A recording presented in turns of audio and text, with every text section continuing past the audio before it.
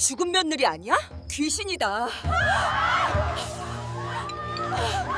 술 냄새와 고기 냄새가 진동하는 잔치집 마당에 죽었다던 며느리가 살아 돌아온 순간 시어머니의 얼굴은 새하얗게 질렸죠. 이게 뭔지 아시는 분 계신가요? 마당 한가운데 던진 것은 말라비틀어진 독초 뿌리였습니다. 그녀의 다리를 마비시킨 바로 그 독초였죠. 다 너 때문이야. 네 친정이 망하지만 않았어도. 시어머니가 미친 듯 소리치며 며느리를 죽이려 했던 자백을 쏟아냈습니다. 지금 영상을 보고 계신 여러분은 어느 지역에서 이야기를 듣고 계신가요? 댓글로 소중한 안부 한마디 남겨주시면 저에게 큰 힘이 됩니다. 그럼 지금부터 조선의 야담을 들려드리겠습니다. 함경도 찬바람이 뼈를 깎던 그해 겨울 김씨 가문에선 산 사람을 송장으로 만드는 기이한 일이 벌어지고 있었습니다. 연하는 그날 아침 다리에 힘이 풀리는 걸 느꼈어요. 처음엔 단순히 추위 때문이라 생각했죠. 하지만 발가락 하나 까딱할 수 없게 되자 그제야 무언가 잘못됐다는 걸 깨달았습니다. 어머님, 제 다리가 이상합니다. 연하가 떨리는 목소리로 시어머니 조씨 부인을 불렀을 때 그녀의 얼굴엔 놀라움 대신 차가운 무관심만이 어려 있었어요. 또 꾀병이냐? 친정이 망했다고 며느리 노릇까지 게을리하면 어쩌자는 게냐? 조씨 부인의 목소리는 얼음장처럼 차가웠습니다. 그 말을 듣는 순간 연하의 가슴이 철렁 내려앉았어요. 한 달 전 아버지가 억울한 누명을 쓰고 유배를 떠난 뒤로 시어머니의 태도가 완전히 달라졌거든요. 전에는 우리 며느리라며 손을 꼭 잡아주던 분이었는데 이제는 인사를 하러 가도 문을 걸어 잠그고 들어오지 못하게 했습니다. 식탁에 올라오던 고기 반찬도 어느새 사라졌어요. 대신 무만 가득한 된장국이 연하 앞에 놓였죠. 시어머님, 제발 의원을 불러주십시오. 정말 다리가 움직이지 않습니다. 연하는 간절히 애원했지만 조씨 부인은 코웃음만 쳤습니다. 의원? 그런 돈이 어디 있어. 쓸데없이 재산만 축내는구나. 그날 밤부터 연하의 지옥이 시작됐습니다. 다리가 마비된 게 아니었어요. 오히려 그 반대였죠. 밤이 되면 다리 속에서 수천 마리 개미가 기어가는 듯한 느낌이 들었습니다. 살을 뜯어먹는 듯한 통증에 연하는 이불을 깨물며 울음을 참아야 했어요. 소리라도 내면 옆방에서 시어머니가 벽을 두드리며 소리쳤거든요. 시끄럽게 굴지 마. 밤잠도 못 자게 하는구나. 낮에는 또 다른 고통이 기다렸습니다. 어느 날 아침 조씨 부인이 마을 안악들을 집으로 불러들였어요. 5~6명이나 되는 여자들이 연하의 방 앞에 모여들었죠. 어머, 정말 못 걷는 게 맞나 봐요. 아이고, 김시댁도 참 팔자 기구하시네. 수군거리는 소리가 들렸습니다. 연하는 이불을 끌어당겨 몸을 가리려 했지만 조씨 부인이 거칠게 이불을 걷어찼어요. 보세요, 다들. 내 팔자가 이 모양입니다. 이런 안진뱅이 며느리를 뒀으니 말이에요. 조씨 부인의 목소리엔 슬픔이 아닌 경멸만 가득했습니다. 그녀는 연하의 치마를 무릎까지 걷어 올렸어요. 연하가 손으로 막으려 했지만 힘없는 손은 쉽게 밀려났죠. 어머님, 제발이요. 이러지 마십시오. 연하의 목소리가 떨렸습니다. 눈에서 뜨거운 눈물이 주르륵 흘러내렸어요. 하지만 조씨 부인은 멈추지 않았습니다. 오히려 대야에 담긴 차가운 물을 연하의 다리에 끼얹었어요. 움직여봐라. 꾀병이 아니라면 말이다. 얼음장 같은 물이 살갗을 타고 흘렀습니다. 연하는 온몸이 얼어붙는 것 같았어요. 주위에 모인 안악들은 쯧쯧거리며 혀를 찼지만 아무도 말리지 않았죠. 정말 불쌍하네요. 그래도 시어머님 말씀을 잘 들어야지. 동정 섞인 말들이 오히려 연하의 가슴에 비수처럼 꽂혔습니다. 모욕감과 수치심에 연하는 고개를 푹 숙였어요. 목구멍까지 울음이 차올랐지만 꾹 참았습니다. 이들 앞에서 무너지고 싶지 않았거든요. 안악들이 돌아간 뒤 연하는 홀로 방에 남겨졌습니다. 젖은 옷을 갈아입을 힘도 없었어요. 그저 멍하니 창밖을 바라볼 뿐이었죠. 해가 지고 어둠이 내렸을 때 방문이 열렸습니다. 남편 판수였어요. 여보. 연하는 남편을 보자 그동안 참았던 눈물이 터져 나왔습니다. 판수, 나 정말 아파요. 다리가 움직이질 않아요. 의원 좀 불러주세요. 하지만 판수는 연하의 손을 잡아주지 않았습니다. 오히려 한 발짝 뒤로 물러서더니 난처한 표정을 지었어요. 연하야, 조금만 참아라. 어머니께서 지금 심기가 불편하시니까. 조금만요? 저 이미 한 달째 이러고 있어요. 다리가 썩어 들어가는 것 같아요. 연하의 목소리가 높아졌습니다. 판수는 재빨리 주위를 둘러보더니 연하에게 쉿하고 입에 손가락을 갖다 댔어요. 소리 낮춰. 어머니가 들으시면 더 화내실 거야. 그럼 전 어떡해요? 이대로 죽으란 말인가요? 연하가 판수의 옷자락을 붙잡았습니다. 하지만 판수는 그 손을 뿌리쳤어요. 나도 어쩔 수 없어. 이 집안의 모든 권한은 어머니께 있잖아. 내가 뭘 할 수 있겠어. 판수의 눈빛엔 미안함보다 귀찮음이 더 많이 담겨 있었습니다. 그는 한숨을 크게 내쉬더니 방문을 열고 나가버렸어요. 쿵소리와 함께 문이 닫히자 연하는 온몸에 힘이 빠지는 걸 느꼈습니다. 남편마저 등을 돌렸어요. 연하는 바닥에 쓰러져 소리 없이 울었습니다. 어깨가 들썩이고 눈물이 마루바닥에 똑똑 떨어졌어요. 세상에 홀로 남겨진 것 같았죠. 그날 밤 연하는 또다시 다리의 통증에 시달렸습니다. 하지만 이번엔 달랐어요. 고통 속에서도 정신을 차리고 주위를 살폈죠. 창문 틈으로 새어나오는 불빛이 보였습니다. 사랑채 쪽이었어요. 한밤중에 누가 불을 켜놓고 있는 걸까요? 연하는 숨을 죽이고 귀를 기울였습니다. 희미하게 목소리가 들려왔어요. 이제 슬슬 처분해야지. 조씨 부인의 목소리였습니다. 연하가 가져온 지참금이 얼마나 되는지 아시죠? 3만 세 곳입니다. 다 우리 겁니다. 낯선 남자 목소리가 이어졌어요. 아마 조씨 부인의 조카인 것 같았죠. 그런데 저 계집애가 버티고 있으니 골치 아프네요. 걱정 마라. 곧 해결될 거야. 조씨 부인의 목소리에 소름 끼치는 웃음이 섞여 있었습니다. 연하는 온몸이 얼어붙었어요.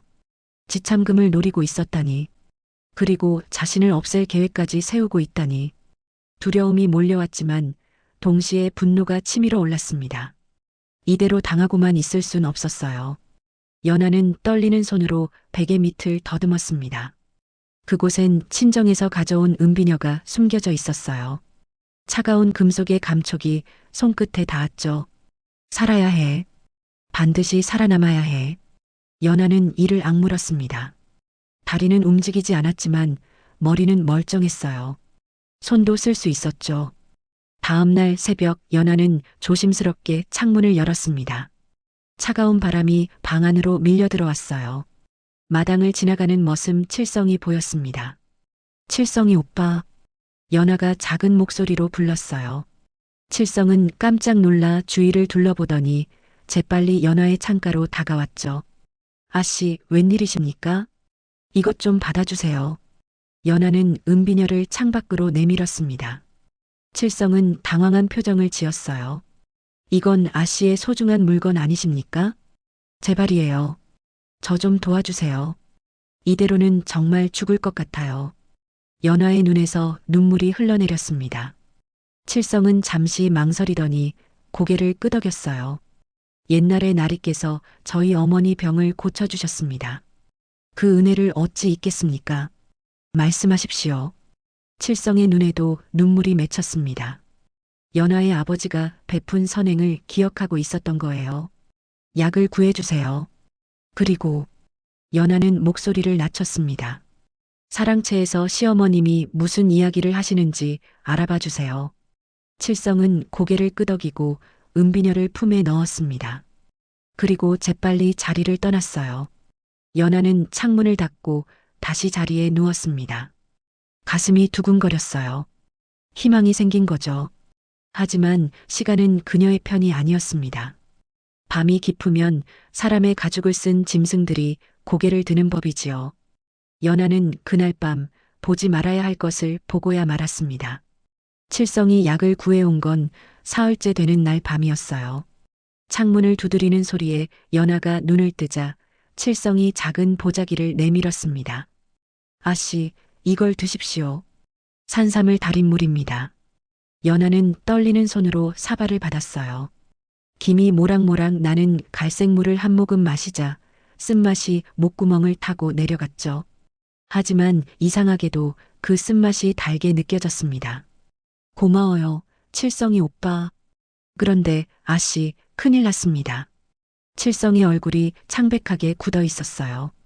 그는 주위를 살피더니 목소리를 더욱 낮췄죠. 어젯밤 사랑채에서 들었습니다. 마님께서 큰 조카님과 이야기하시는 걸요. 무슨 이야기를요? 아씨의 지참금으로 넘어온 산 3곳을 팔아넘기려 하십니다. 그것도 아씨 몰래요. 연화의 손에 쥔 사발이 덜컹 흔들렸습니다. 하지만 이미 예상했던 일이었죠. 그뿐만이 아닙니다. 마님께서 다락방에 금괴를 숨겨두셨다더군요. 그걸 세면서 웃고 계셨답니다. 다락방이요?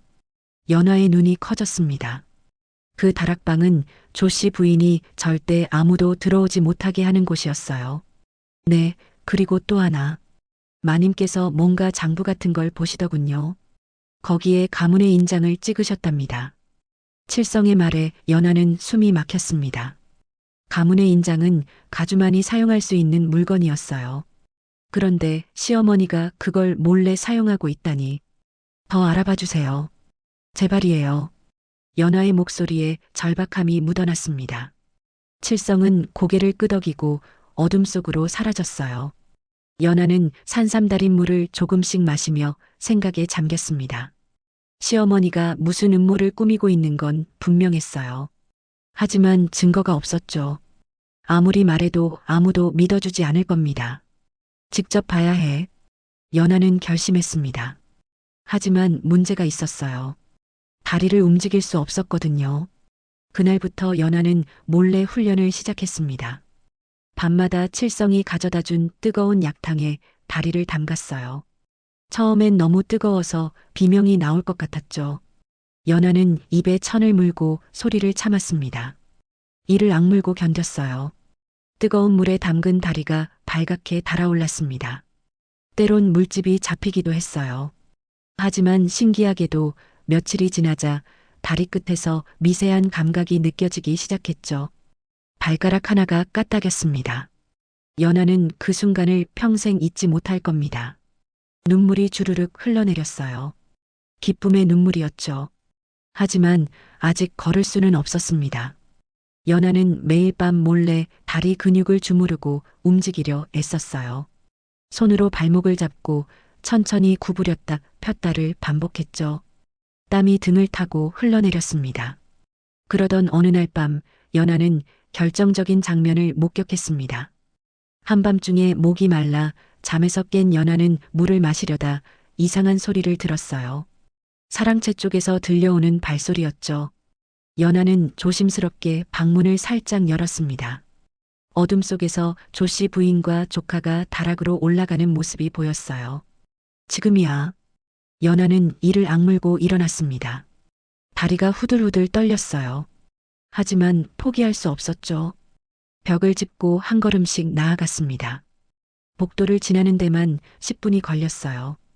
연하의 이마엔 식은 땀이 송글송글 맺혔죠. 하지만 멈출 수 없었습니다. 다락 아래까지 왔을 때 위에서 목소리가 들려왔어요.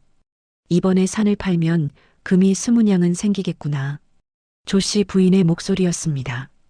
그런데 고모, 연하가 알면 어쩌려고요? 걱정 마라. 곧 전혀는 이 세상 사람이 아니게 될 테니까. 연하는 숨을 죽였습니다.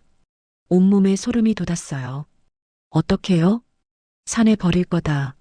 산송장은 산에 버려야지. 조씨 부인의 웃음소리가 으스스하게 울렸습니다. 연하는 입을 손으로 막았어요. 비명이 나올 것 같았거든요. 언제요? 이번 보름날이다. 눈이 많이 온다더구나. 그럼 흔적도 남지 않겠지. 하지만 나리께선 뭐라 하실까요? 판수? 그 녀석이 뭘 알겠어. 어미 말이라면 다 따르는 놈인데. 조 씨 부인은 비웃었습니다. 연하는 더 이상 듣고 있을 수가 없었어요. 조심스럽게 뒷걸음질 쳤죠. 하지만 다리에 힘이 풀려 비틀거렸습니다. 쿵! 연하의 몸이 벽에 부딪혔어요. 뭐야, 방금 소리? 다락에서 조카의 목소리가 들렸습니다. 연하는 급하게 몸을 숨겼어요. 기둥 뒤로 재빨리 몸을 날렸죠. 쥐소리겠지. 신경 쓰지 마라.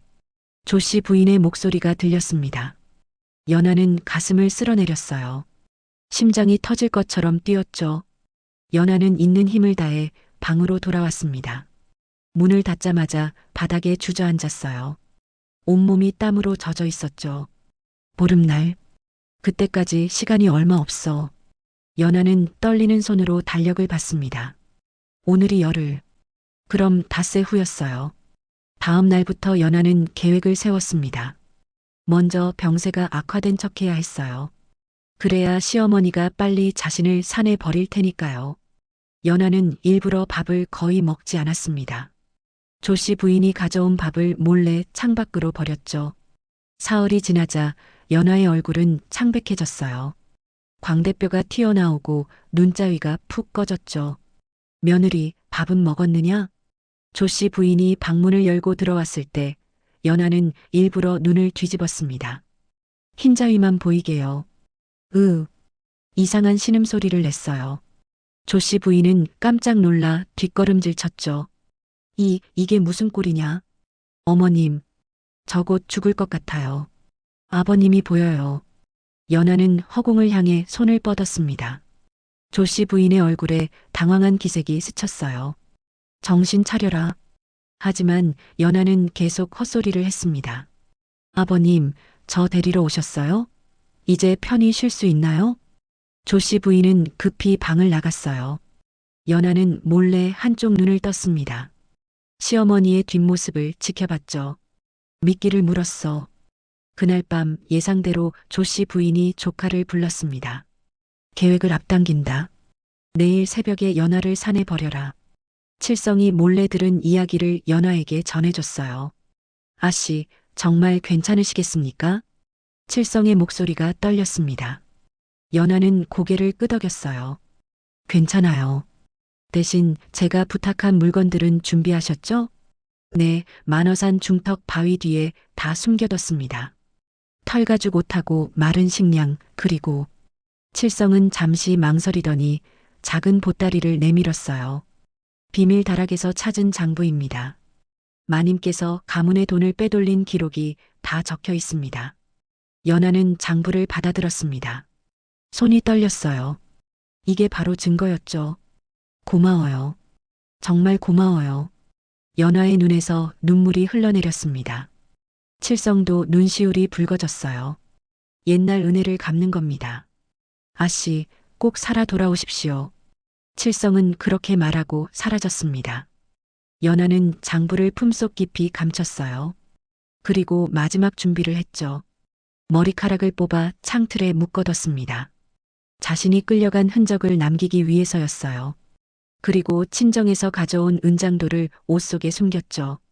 새벽이 밝아오기 전 연하는 마지막으로 방을 돌아봤습니다. 돌아올 거야. 반드시 돌아와서 복수할 거야. 연하는 이를 악물었습니다. 그 순간 문이 벌컥 열렸어요. 조 씨 부인과 조카가 들어섰습니다. 일어나거라. 조 씨 부인의 차가운 목소리가 울렸어요. 연하는 힘없이 고개를 들었죠. 눈빛만은 또렷했지만 조 씨 부인은 눈치채지 못했습니다. 어디로 가는 거예요? 좋은 곳이다. 내가 편히 쉴 수 있는 곳으로. 조 씨 부인의 입가에 냉소가 번졌습니다. 연하는 그 미소를 똑똑히 기억했어요. 기다려. 곧 그 미소를 거꾸로 만들어줄 테니까. 연하는 속으로 다짐하며 조용히 끌려나갔습니다. 복수의 서막이 올랐습니다. 하늘도 무심하시지. 눈발은 앞이 안 보이게 쏟아지는데 가마는 벼랑 끝에 멈춰 섰습니다. 시어머니의 웃음소리가 눈보라에 섞여 들려옵니다. 연하는 가마 안에서 몸을 움츠렸어요. 손발이 얼어붙을 것처럼 차가웠죠. 하지만 정신만은 또렷했습니다. 가마문이 벌컥 열렸어요. 내려라. 조씨 부인의 목소리가 칼날처럼 날카로웠습니다. 연하는 천천히 몸을 일으켰어요. 다리가 후들후들 떨렸지만 내색하지 않았죠. 조카가 연하의 팔을 거칠게 잡아 끌었습니다. 연하는 비틀거리는 척하며 가마에서 내렸어요. 발이 눈 속에 푹 빠졌죠. 주위를 둘러보니 온통 새하얀 세상이었습니다. 만어산 정상 근처였어요. 바람이 살을 애는 듯 매서웠죠. 여기서 죽어도 원망 마라. 조씨 부인이 연하의 귀에 대고 속삭였습니다.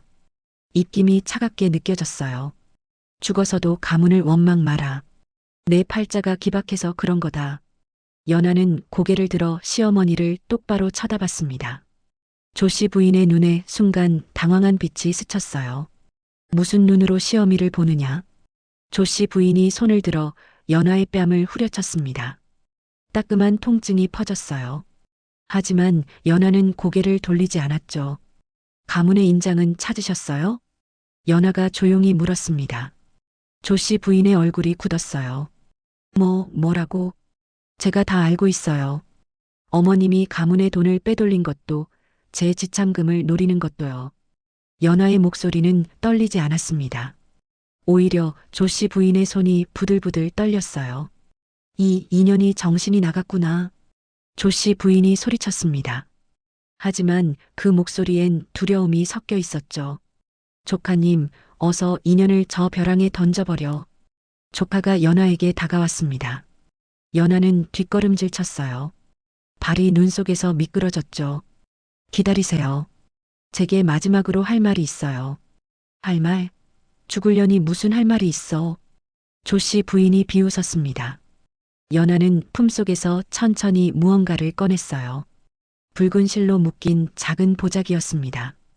이게 뭔지 아세요? 연하가 보자기를 펼쳤어요. 안에서 말라비틀어진 풀뿌리가 나왔죠. 조씨 부인의 얼굴이 새하얗게 질렸습니다. 그건 독초뿌리예요. 제 다리를 못 쓰게 만든 바로 그 독초요. 연하의 목소리가 차갑게 가라앉았습니다. 조씨 부인은 말을 잇지 못했어요. 어떻게 알았느냐? 칠성이 오빠가 부엌에서 찾아냈어요. 어머님이 매일 제 밥에 조금씩 넣던 바로 그 독초요. 연하는 보자기를 다시 품에 넣었습니다. 조씨 부인의 입술이 파르르 떨렸어요. 증거도 없으면서 헛소리를. 증거는 있어요. 어머님이 비밀 다락에 숨겨둔 장부도 다 찾았어요. 연하가 웃었습니다. 그 미소가 조씨 부인을 더욱 당황하게 만들었죠. 인연을 당장 죽여. 어서. 조씨 부인이 히스테리를 부렸습니다. 조카가 연하를 향해 달려들었어요. 그 순간 연하는 옆으로 몸을 날렸습니다. 조카의 손이 허공을 휘저었죠. 연하는 눈 속에서 굴렀어요. 전현이 걸을 수 있어. 조카가 놀라 소리쳤습니다. 연하는 재빨리 일어났어요. 다리가 아직 완전히 회복되지 않아 비틀거렸지만 움직일 순 있었죠. 쫓아. 절대 살려보내선 안 돼. 조씨 부인의 외침이 눈보라에 섞였습니다. 연하는 있는 힘을 다해 달렸어요. 숲속으로 뛰어들었습니다. 나뭇가지가 얼굴을 핥히고 지나갔어요. 뒤에서 조카의 발소리가 점점 가까워졌죠. 연하는 칠성이 말한 바위를 찾았습니다. 큰 바위 뒤편에 털가죽 옷이 숨겨져 있었어요. 재빨리 옷을 걸쳤죠.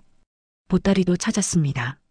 안에는 마른 떡과 물통, 그리고 비밀 장부가 들어 있었어요. 연하는 장부를 꺼내 품속 깊이 감췄습니다. 거기 있구나. 조카가 나타났어요. 연하는 재빨리 보따리를 메고 다시 뛰었죠. 하지만 다리에 힘이 풀렸습니다. 마비됐던 다리가 갑자기 움직이면서 근육이 경련을 일으켰어요. 송곳으로 찌르는 듯한 통증이 밀려왔죠. 연하는 그대로 눈 속에 쓰러졌습니다. 잡았다. 조카가 연하의 머리카락을 움켜쥐었어요. 연하는 비명을 지르며 손을 뻗었죠. 손에 뭔가 단단한 게 잡혔습니다. 나뭇가지였어요. 연하는 있는 힘을 다해 나뭇가지로 조카의 얼굴을 후려쳤습니다. 조카가 비명을 지르며 뒤로 물러섰어요. 손이 머리카락을 놓쳤죠. 연하는 다시 일어났습니다. 온몸이 땀으로 젖어 있었어요. 숨이 턱까지 차올랐죠. 그때 품속에서 차가운 것이 느껴졌습니다. 은장도였어요. 연하는 은장도를 꺼내 손에 쥐었습니다. 칼날이 눈빛에 반짝였어요. 가까이 오지 마세요. 연하의 목소리가 떨렸습니다. 하지만 은장도를 쥔 손만큼은 흔들리지 않았죠. 조카는 잠시 망설이더니 뒷걸음질 쳤어요. 미친년. 조카가 중얼거리며 돌아갔습니다. 연하는 그 모습을 지켜보다가 반대 방향으로 걷기 시작했어요. 눈은 계속 내렸습니다. 발자국이 금방 지워졌어요. 연하는 그게 다행이라고 생각했죠. 한참을 걷다 보니 작은 동굴이 보였습니다. 연하는 동굴 안으로 들어갔어요. 바람을 피할 수 있었죠. 동굴 바닥에 주저앉자 온몸에 힘이 쭉 빠졌습니다. 다리가 말을 듣지 않았어요. 너무 무리했던 거죠.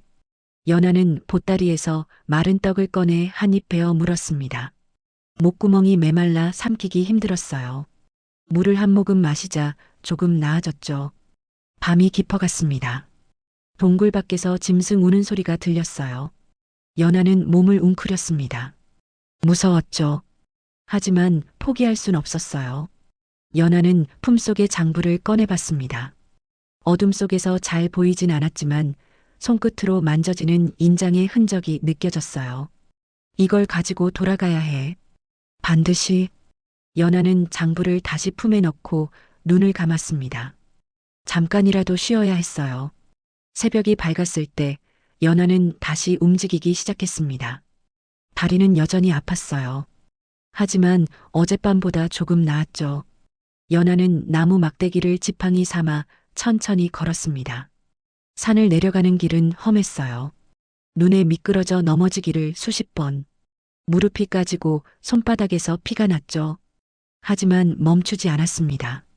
해가 중천에 떴을 때 연하는 산 중턱까지 내려왔어요. 멀리 마을이 보였죠. 조금만 더 가면 돼. 연하는 이를 악물고 걸었습니다. 한 걸음 한 걸음이 천근만근 무거웠어요. 그때 뒤에서 말발굽 소리가 들렸습니다. 연하는 깜짝 놀라 뒤돌아봤어요. 조씨 부인과 조카가 말을 타고 쫓아오고 있었습니다. 전현이다. 저기 있어. 조씨 부인의 목소리가 울렸어요. 연하의 심장이 쿵쾅거렸습니다. 도망칠 곳을 찾았어요. 바로 옆에 가파른 비탈길이 있었죠. 연하는 그쪽으로 몸을 던졌습니다. 대굴대굴 굴렀어요. 온몸이 눈 속에 파묻혔죠. 하지만 마른 비탈을 내려올 수 없었습니다. 내려가서 잡아와. 조씨 부인의 외침이 들렸어요. 하지만 연하는 이미 일어나 숲속으로 사라진 뒤였죠. 나무 사이로 빠져나가며 연하는 생각했습니다. 집으로 가야 해. 증거를 들고 집으로 돌아가야 해. 해가 서쪽으로 기울 무렵 연하는 마침내 마을 어귀에 도착했습니다. 사람들이 연하를 보고 깜짝 놀랐어요. 저건 김시댁 며느리 아닌가? 죽었다던 사람이 어떻게? 수군거리는 소리가 들렸습니다. 연하는 그들을 지나쳐 집으로 향했어요. 오늘이 바로 조씨 부인이 자신의 죽음을 애도하는 잔치를 여는 날이었습니다. 연하의 입가에 차가운 미소가 번졌어요. 이제 진짜 복수가 시작이야. 연하는 대문을 향해 걸어갔습니다. 안에서 술 냄새와 고기 냄새가 진동했어요. 웃음소리도 들렸죠. 연하는 은장도를 꺼내 손에 쥐었습니다. 그리고 대문을 박차고 들어갔어요. 복수의 시간이 왔습니다. 술 냄새, 고기 냄새 진동하는 잔치집 마당에 갑자기 찬바람이 들이닥칩니다. 등불이 흔들리고 사람들의 비명소리가 터져나옵니다. 연하가 대문을 박차고 들어섰을 때 마당은 사람들로 가득했어요. 마을 어른들과 친척들이 모여 술상을 받고 있었죠. 상 위에는 고기며 떡이며 온갖 음식이 푸짐하게 차려져 있었습니다. 연하가 살아생전 한 번도 먹어보지 못한 음식들이었어요. 귀신이다. 누군가 소리쳤습니다. 연하를 본 사람들이 뒤로 물러섰어요. 술잔이 바닥에 떨어져 깨졌죠. 연하의 모습은 귀신처럼 보일만 했습니다. 소복은 피와 흙으로 얼룩져 있었고 머리카락은 흐트러져 어깨를 덮었어요. 얼굴은 상처투성이었죠. 하지만 눈빛만큼은 살아있었습니다. 불타오르는 듯한 눈빛이었어요. 연하는 천천히 마당을 가로질러 걸었습니다. 사람들이 길을 비켰어요. 아무도 감히 가까이 오지 못했죠. 사랑채 마루에 조씨 부인이 앉아 있었습니다. 그녀는 흰 댕기를 머리에 메고 있었어요. 슬픔에 잠긴 척하고 있었죠. 하지만 연하는 알고 있었습니다. 조씨 부인의 눈가에 진짜 눈물은 없다는 걸요. 어머님, 저 돌아왔어요. 연하의 목소리가 마당에 울려 퍼졌습니다. 조씨 부인의 얼굴이 새하얗게 질렸어요. 아, 안 돼. 내가 어떻게... 조씨 부인은 말을 잇지 못했습니다. 손이 부들부들 떨렸어요. 옆에 앉아있던 판수가 벌떡 일어났습니다. 연하야, 정말 내가 맞느냐? 판수가 달려오려 했어요. 하지만 연하는 손을 들어 그를 멈춰 세웠죠. 서세요. 가까이 오지 마세요. 연하의 차가운 목소리에 판수가 얼어붙었습니다. 그의 얼굴에 당황한 빛이 스쳤어요. 연하는 품속에서 붉은 실로 묶인 보자기를 꺼냈습니다. 그리고 마당 한가운데 던졌어요. 보자기가 풀어지며 안에서 말라비틀어진 독초 뿌리가 굴러나왔습니다. 이게 뭔지 아시는 분 계신가요? 연하가 주위를 둘러보며 물었어요. 사람들은 서로 얼굴만 쳐다볼 뿐이었죠. 문중 어른인 김진사가 앞으로 나왔습니다. 그는 독초를 집어들고 자세히 살폈어요. 이건 백부자 뿌리로구나. 사람을 마비시키는 맹독이지. 김진사의 말에 사람들이 술렁거렸습니다. 연하는 고개를 끄덕였어요. 맞습니다. 제 다리를 못쓰게 만든 게 바로 이 독초예요. 뭐라고? 누가 내게 독을? 김진사가 놀라 물었습니다. 연하는 천천히 조씨 부인을 가리켰어요. 저기 계신 시어머니께서요. 마당이 술렁거렸습니다. 조씨 부인이 벌떡 일어나며 소리쳤어요. 거짓말이다. 인연이 미쳤구나. 귀신이 되어 돌아와서는 헛소리를. 조씨 부인의 목소리가 떨렸습니다. 얼굴이 불그락푸르락 변했어요. 연하는 침착하게 다시 품속에서 무언가를 꺼냈습니다. 낡은 장부였어요. 그렇다면 이건요? 어머니께서 비밀다락에 숨겨두신 장부예요. 장부를 펼치자 빼곡히 적힌 글자들이 드러났습니다. 연하는 그걸 김진사에게 건넸어요. 김진사가 장부를 받아 읽기 시작했습니다. 한 장, 두 장 넘기더니 그의 얼굴이 점점 굳어졌어요. 이게 대체 무슨 짓이냐? 김진사가 노호했습니다. 그는 장부를 높이 들어 올렸어요. 여기 적힌 걸 보시오. 조씨 부인이 가문의 곳간에서 곡식을 빼돌렸소.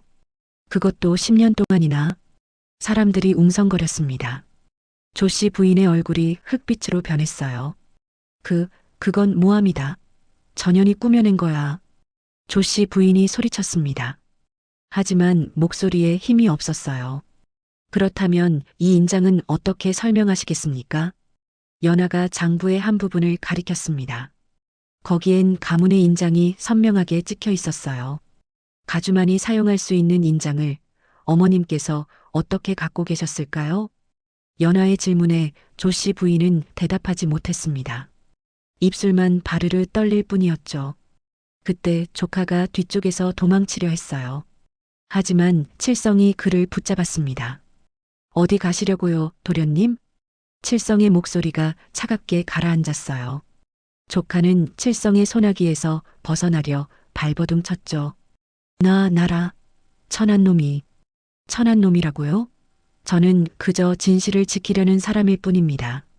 칠성이 조카를 마당 한가운데로 끌고 왔어요. 조카는 바닥에 주저앉았습니다. 연하는 조카를 내려다봤습니다. 이분도 아시죠? 어머님과 함께 저를 산에 버리러 가신 분이에요. 산에 버렸다고? 김진사가 놀라 물었습니다. 다른 어른들도 술렁거렸어요. 네. 어제 새벽 어머님께서는 저를 만어산 꼭대기에 버리셨어요. 눈보라가 몰아치는 곳에요. 연하의 목소리가 떨렸습니다. 그 순간의 두려움이 되살아났거든요. 죽어서도 가문을 원망하지 말라고 하셨죠. 그러곤 저를 그곳에 두고 가셨어요. 사람들이 경악했습니다. 며느리를 산에 버리다니 있을 수 없는 일이었어요. 조 씨 부인이 갑자기 바닥에 주저앉았습니다. 흰 댕기가 바닥에 떨어졌어요. 아니야. 아니라고. 전현이 거짓말을 하는 거야. 조 씨 부인은 중얼거렸습니다. 하지만 누구도 그 말을 믿지 않았어요. 왜 그러셨어요? 연하가 조용히 물었습니다. 조 씨 부인은 고개를 들었어요. 눈에서 눈물이 주르륵 흘러내렸죠. 하지만 그건 뉘우침의 눈물이 아니었습니다. 분노와 좌절의 눈물이었어요. 다 내 때문이야. 내 친정이 망하지만 않았어도. 조 씨 부인이 소리쳤습니다. 목소리가 갈라졌어요. 내 지참금으로 들어온 산과 논밭이 얼마인 줄 아느냐? 그게 다 우리 것이 되어야 하는데 내가 버티고 있으니. 조 씨 부인의 고백에 사람들이 숨을 죽였습니다. 연하는 씁쓸하게 웃었어요. 그래서 저를 죽이려 하셨군요. 제 목숨과 재산을 바꾸시려고요. 그래, 맞아. 어차피 내 친정은 망했어. 내가 가진 건 다 우리 거야. 조 씨 부인이 미친 듯이 소리쳤습니다. 그 순간 자신이 무슨 말을 했는지 깨달았어요. 입을 손으로 막았지만 이미 늦었죠. 김진사가 지팡이로 바닥을 쾅 내리쳤습니다. 듣고도 믿기지 않는구나. 어찌 며느리를 그리 대할 수가 있단 말이냐. 다른 문중 어른들도 고개를 저었어요. 조 씨 부인을 향한 눈빛이 차갑게 식었죠. 판수가 어머니에게 다가갔습니다. 그의 얼굴은 창백했어요. 어머니, 정말 그러신 겁니까? 연하를 정말 죽이려 하신 겁니까? 판수의 목소리가 떨렸습니다. 조 씨 부인은 아들을 쳐다봤어요. 판수야, 이건 다 우리를 위한 거였어. 너를 위한 거였다고. 저를 위해서요? 연하가 끼어들었습니다. 목소리에 분노가 묻어났어요. 저를 굶기고 독을 먹이고 산에 버린 게 저를 위해서였나요? 조 씨 부인은 대답하지 못했습니다. 그저 바닥만 응시할 뿐이었어요. 연하는 품속에서 마지막 물건을 꺼냈습니다. 은장도였어요. 사람들이 숨을 죽였습니다. 연하가 무엇을 하려는지 모두가 지켜봤어요. 하지만 연하는 은장도를 조 씨 부인에게 겨누지 않았습니다. 대신 김진사 앞에 무릎 꿇었어요. 진사님, 제가 청이 있습니다. 말해보거라. 이 집안의 가주 자리를 제게 맡겨주십시오. 제가 바로잡겠습니다. 연하의 목소리가 단호했습니다. 김진사는 잠시 생각하더니 고개를 끄덕였어요. 그리하거라. 내게 그럴 자격이 있다. 조 씨 부인이 비명을 질렀습니다. 안 돼. 그건 안 돼. 하지만 아무도 그녀의 말에 귀 기울이지 않았어요. 연하는 일어나 은장도를 허리에 찼습니다. 그리고 조 씨 부인을 내려다봤어요. 어머님, 이제 끝났습니다. 연하의 눈에서 차가운 빛이 번뜩였습니다. 복수는 완성됐어요. 진실은 눈 녹듯 드러나고 죄를 지은 자는 제 발등을 찍는 법이지요. 그날 이후 김씨 가문의 주인은 바뀌었습니다. 잔치가 끝난 다음 날 아침 관가에 포교들이 들이닥쳤어요. 조 씨 부인과 조카 되는 자를 잡아가라. 포교들의 외침이 마당에 울려 퍼졌습니다. 조 씨 부인은 사랑채 구석에 웅크리고 앉아 있었어요. 하룻밤 사이에 그녀는 완전히 다른 사람이 되어 있었습니다. 머리카락은 헝클어졌고 눈가는 퉁퉁 부어 있었어요. 화려하던 비단옷은 구겨져 초라해 보였죠. 일어나시오. 포교가 조 씨 부인의 팔을 잡아 끌었습니다. 조 씨 부인은 저항하지 않았어요. 그저 멍한 눈으로 허공을 바라볼 뿐이었죠. 연하는 마루에 서서 그 광경을 지켜봤습니다. 가슴 한구석이 이상하게 저려왔어요.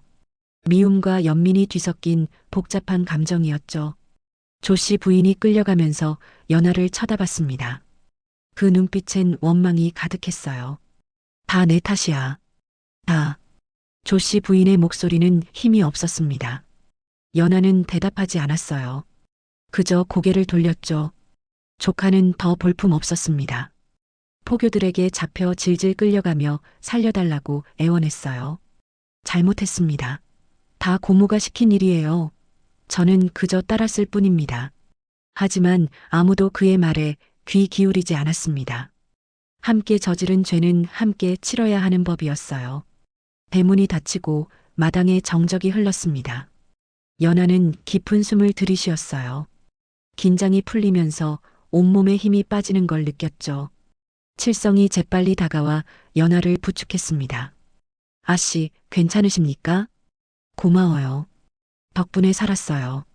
연하의 눈에서 눈물이 주르륵 흘러내렸습니다. 이번엔 슬픔도 분노도 아닌 안도의 눈물이었어요. 칠성도 눈시울이 붉어졌습니다. 그는 고개를 숙여 예를 갖췄어요. 나리의 은혜를 조금이나마 갚았을 뿐입니다. 연하는 칠성의 어깨에 손을 얹었습니다. 오빠는 이제 자유해요. 원하는 곳 어디든 가도 돼요. 하지만 칠성은 고개를 저었어요. 저는 이곳에 남겠습니다. 아씨를 계속 돕고 싶습니다. 연하는 씁쓸하게 웃었습니다. 그의 충성이 고마우면서도 한편으론 미안했어요. 며칠 후 연하는 판수를 불렀습니다. 둘은 사랑채에 마주 앉았어요. 어색한 침묵이 흘렀죠. 판수는 수염을 만지작거리며 입을 열었습니다. 미안하오, 연하. 내가 당신을 지켜주지 못했소. 그의 목소리는 떨렸습니다. 연하는 판수를 바라봤어요. 한때는 사랑했던 사람이었죠. 용서는 할 수 있어요. 하지만 잊을 순 없어요.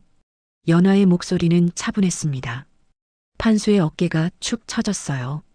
당신이 어머니 편만 들지 않았어도 제가 이렇게까지 고통받진 않았을 거예요. 알고 있소. 내가 비겁했소. 판수는 고개를 숙였습니다. 한참 후에야 다시 입을 열었어요. 이 집을 떠나려 하오. 절로 들어갈 생각이요. 연하는 놀라지 않았습니다. 예상했던 일이었거든요. 그게 좋겠어요. 서로를 위해서요. 판수는 연하를 바라봤습니다. 눈에서 눈물이 흘러내렸어요. 당신을 사랑했소. 진심이었소. 저도 알아요. 연하의 목소리가 부드러워졌습니다. 하지만 사랑만으론 부족했어요. 용기가 필요했죠. 판수는 더 이상 말하지 않았습니다. 그는 일어나 연하에게 깊이 절했어요. 그리고 돌아서서 나갔죠. 연하는 그의 뒷모습을 지켜봤습니다. 가슴 한구석이 텅 빈 것 같았어요. 하지만 후회는 없었습니다. 일주일 후 연하는 아버지를 위한 상소문을 썼습니다. 붓을 들고 한 글자 한 글자 정성껏 적어 내려갔어요. 아버지가 억울하게 누명을 쓴 일, 그 뒤에 숨겨진 조 씨 부인의 음모까지 낱낱이 밝혔죠. 상소문을 다 쓰고 나니 해가 저물어 있었습니다. 연하는 창밖을 바라봤어요. 노을이 아름답게 물들어 있었죠. 아버지, 곧 돌아오실 거예요. 연하는 상소문을 소중히 접어 품에 넣었습니다. 한 달이 지났습니다. 그동안 연하는 집안일을 하나씩 정리해 나갔어요. 조 씨 부인이 빼돌린 재산을 되찾고 억울하게 내쫓긴 하인들을 다시 불러들였죠. 칠성을 집안 관리인으로 삼았습니다. 그는 연하의 신뢰에 보답하듯 충실히 일했어요. 어느 봄날 대문 밖에서 말발굽 소리가 들렸습니다. 연하는 뛰쳐나갔어요. 대문을 열자 수염이 희끗희끗한 노인이 말에서 내리고 있었죠. 아버지, 연하가 소리쳤습니다. 아버지는 연하를 보자 얼굴이 환해졌어요. 연하야, 내 딸. 아버지가 팔을 벌렸습니다. 연하는 아버지의 품에 안겼어요. 눈물이 주르륵 흘러내렸죠. 아버지, 보고 싶었어요. 나도 그랬단다. 많이 힘들었지? 아버지의 목소리가 떨렸습니다. 연하는 고개를 끄덕였어요. 하지만 이겨냈어요. 아버지가 가르쳐 주신 대로요. 아버지는 연하의 머리를 쓰다듬었습니다. 손길이 따뜻했어요. 그날 밤 연하는 아버지에게 그동안 있었던 일을 모두 말했습니다. 아버지는 말없이 듣다가 연하의 손을 꼭 잡았어요. 잘 견뎠구나. 내 딸이 자랑스럽다. 연하는 아버지의 손을 마주 잡았습니다. 그 손은 거칠었지만 든든했어요. 또 한 달이 흘렀습니다. 연하는 어느 날 만어산을 찾아갔습니다. 칠성이 함께 가겠다고 했지만 연하는 혼자 가고 싶다고 했어요. 이건 혼자 해야 하는 일이었죠. 산을 오르는 길은 여전히 험했습니다. 하지만 겨울과는 달랐어요. 봄꽃이 피어나고 새들이 지저귀고 있었죠. 연하는 자신이 버려졌던 바로 그 자리를 찾아갔습니다. 눈이 모두 녹아 바위가 드러나 있었어요. 연하는 품에서 붉은 실을 꺼냈습니다. 그리고 바위 틈에 조심스럽게 묻었어요. 이제 끝이에요. 연하는 작은 목소리로 중얼거렸습니다. 그 순간 마음속에 쌓였던 무거운 짐이 내려가는 걸 느꼈어요. 연하는 일어나 산 아래를 내려다봤습니다. 마을이 한눈에 보였어요. 자신의 집도 보였죠. 봄바람이 불어와 연하의 머리카락을 흩날렸습니다. 연하는 눈을 감고 깊이 숨을 들이쉬었어요. 차가운 겨울은 지나갔습니다. 이제 따뜻한 봄이 왔어요. 연하는 천천히 산을 내려왔습니다. 발걸음은 가벼웠어요. 집에 돌아오니 아버지가 마루에 앉아 책을 읽고 계셨습니다. 연하를 보자 미소 지으셨어요. 다녀왔느냐? 네, 아버지. 연하는 아버지 옆에 앉았습니다. 두 사람은 말없이 저녁 하늘을 바라봤어요. 노을이 지고 별이 뜨기 시작했습니다. 연하는 허리춤에 찬 은장도를 만졌어요. 이 은장도는 이제 복수의 도구가 아니었습니다. 자신을 지켜준 든든한 동반자였죠. 연하는 미소 지었습니다. 앞으로 어떤 일이 생기든 이제는 두렵지 않았어요. 자신을 믿었으니까요. 밤하늘의 별들이 반짝였습니다. 마치 연하의 새로운 시작을 축복하는 것 같았어요. 김씨 가문의 봄은 이제 시작이었습니다. 연하의 봄도 마찬가지였죠. 그리고 그 봄은 아주 오래도록 계속될 것입니다. 오늘 이야기가 고단한 하루에 작은 위로가 되었기를 바랍니다. 늘 건강하시고 댁내에 평안만 가득하십시오.